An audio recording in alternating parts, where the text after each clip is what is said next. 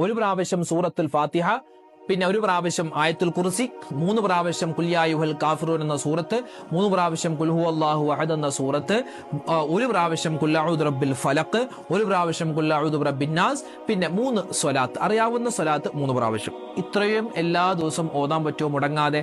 എങ്കിൽ ഇൻഷാ അല്ലാഹ് വെച്ചടി കയറ്റമുണ്ടാകും. കച്ചവടത്തിൽ ഖൈറുണ്ടാവാൻ, അതുപോലെ ശമ്പളം മുടങ്ങി കിടക്കുന്നു അത് തിരിച്ചു കിട്ടാൻ, അതുപോലെ സ്ഥാപനത്തിലേക്ക് ആളൊന്നും വരുന്നില്ല. ഇപ്പോ ചില ആളുകൾ പറയാറുണ്ട്, എന്ത് കൈനീട്ട കച്ചവടം പോലും കിട്ടുന്നില്ല എന്ന്. കൈനീട്ട കച്ചവടം എന്തെങ്കിലും ഒന്ന് കിട്ടണ്ടേ, അതുപോലും കിട്ടാതെ. അതുപോലെ തന്നെ ഇതൊക്കെ നമുക്ക് കച്ചവട സംബന്ധമായ കാര്യങ്ങൾ മാത്രമല്ല, നമ്മുടെ ഈമാൻ ഉറക്കാൻ സൂറത്തുൽ കാഫിറൂന്റെ ശ്രേഷ്ഠതയാണ്. നമ്മുടെ ഈമാൻ ഉറക്കും, ഈമാൻ പാറ പോലെ ഉറക്കാൻ, ഇബ്ലീസിന്റെ ശർറിനെ തൊട്ടുള്ള കാവൽ കിട്ടാൻ. അതുപോലെ തന്നെ 4 പ്രാവശ്യം ഈ സൂറത്തുൽ കാഫിറൂൻ ഓതിയാൽ നമുക്ക് എന്താ പ്രതിഫലം എന്നറിയോ? ഒരു ഖത്മ് തീർത്ത പ്രതിഫലമാണ്. ഒരു പ്രാവശ്യം സൂറത്തുൽ ഫാത്തിഹ, പിന്നെ ഒരു പ്രാവശ്യം ആയത്തുൽ കുർസി, 3 പ്രാവശ്യം ഖുൽ യാ അയ്യുഹൽ കാഫിറൂൻ എന്ന സൂറത്ത്, 3 പ്രാവശ്യം ഖുൽ ഹുവല്ലാഹു അഹദ് എന്ന സൂറത്ത്, ഒരു പ്രാവശ്യം ഖുൽ അഊദു റബ്ബിൽ ഫലഖ്, ഒരു പ്രാവശ്യം ഖുൽ അഊദു ബിറബ്ബിൻ നാസ്, പിന്നെ 3 സ്വലാത്ത്, അറിയാവുന്ന സ്വലാത്ത് 3 പ്രാവശ്യം. ഇത്രയും എല്ലാ ദിവസവും ഓതാൻ പറ്റുമോ മുടങ്ങാതെ? എങ്കിൽ ഇൻഷാ അല്ലാഹ് വെച്ചടി കയറ്റമുണ്ടാകും.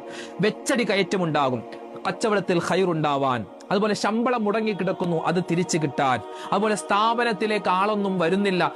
ഇപ്പോ ചില ആളുകൾ പറയാറുണ്ട്, എന്ത് കൈനീട്ട കച്ചവടം പോലും കിട്ടുന്നില്ല എന്ന്. കൈനീട്ട കച്ചവടം എന്തെങ്കിലും ഒന്ന് കിട്ടണ്ടേ, അതുപോലും കിട്ടാതെ. അതുപോലെ തന്നെ ഇതൊക്കെ നമുക്ക് കച്ചവട സംബന്ധമായ കാര്യങ്ങൾ മാത്രമല്ല, നമ്മുടെ ഈമാൻ ഉറക്കാൻ സൂറത്തുൽ കാഫിറൂന്റെ ശ്രേഷ്ഠതയാണ്. നമ്മുടെ ഈമാൻ ഉറക്കും, ഈമാൻ പാറ പോലെ ഉറക്കാൻ, ഇബ്ലീസിന്റെ ശർറിനെ തൊട്ടുള്ള കാവൽ കിട്ടാൻ.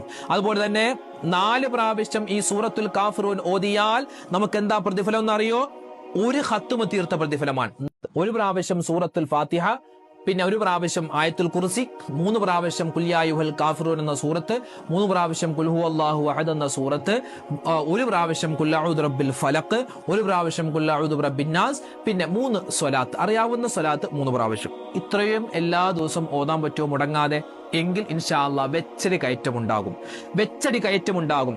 കച്ചവടത്തിൽ ഖൈറുണ്ടാവാൻ, അതുപോലെ ശമ്പളം മുടങ്ങി കിടക്കുന്നു അത് തിരിച്ചു കിട്ടാൻ, അതുപോലെ സ്ഥാപനത്തിലേക്ക് ആളൊന്നും വരുന്നില്ല.